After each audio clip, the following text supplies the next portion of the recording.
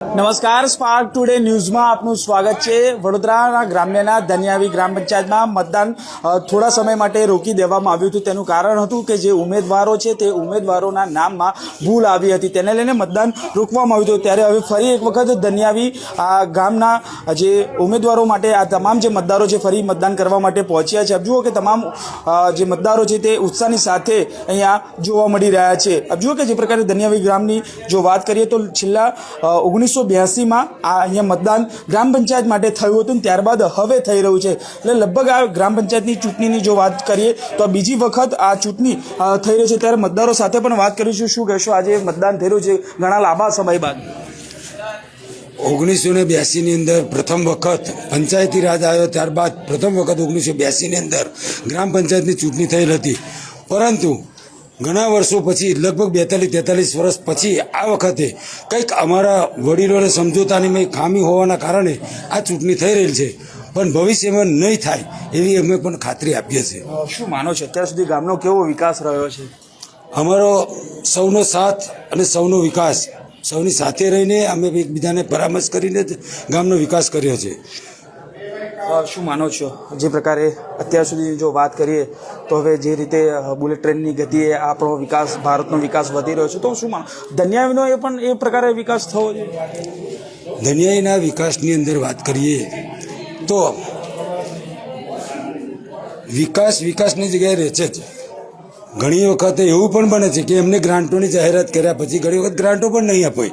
સમરસ ગ્રામ પંચાયતની અંદર જે ગ્રાન્ટ આપવાની આવે એમાં ઘણી વખત ગ્રાન્ટો પણ નથી ફળવાઈ। ગ્રાન્ટોની જાહેરાત કરી દીધેલી, મને યાદ છે કે 2004ની અંદર જયાબેન ઠક્કરે સમરસની અંદર જે ગ્રાન્ટમાં આપવાની પહેલાં કહ્યું હતું, નથી આપી। એટલે એમાં વિકાસ ઘણી જગ્યાએ રૂંધાયેલો છે। અને હોશિયાર અને કામ કરવાની આવડતથી એને કામ લાવવાની જે કામગીરી છે એ અમારા ચૂંટાયેલા પ્રતિનિધિઓની મહેનતથી આવે છે।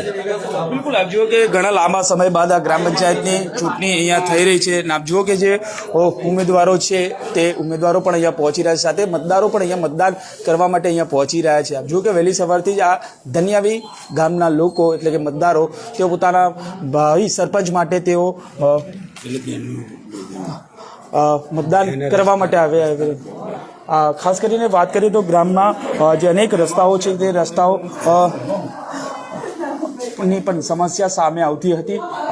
લોકો સાથે પણ હજુ વાત કરવાનો પ્રયત્ન કરીશું, કારણ કે જે પ્રકારે ધનિયાવી ગામમાં અત્યાર સુધી સમરસ થતી આવી છે, લગભગ 40-45 વર્ષ બાદ આ ચૂંટણી થઈ રહી છે, એટલે લોકો એકબીજાને સાથે મળીને આ ગામનો વિકાસ આગળ વધારતા હતા તેવું લોકો કહી રહ્યા છે। ત્યારે આપ જુઓ કે તમામ લોકો અહીંયા મતદારો છે તે મતદારો વહેલી સવારથી અહીંયા આવ્યા છે। ઈવીએમમાં એટલે કે બેલેટ પેપરમાં જે ઉમેદવારોના નામ છે તે ખોટા હતા, તેને લઈને જે ચૂંટણી અધિકારી છે તે પણ અહીંયા પહોંચ્યા। તો લોકો સાથે બેન શું કહેશો, કેવો ગામનો વિકાસ માનવો છે?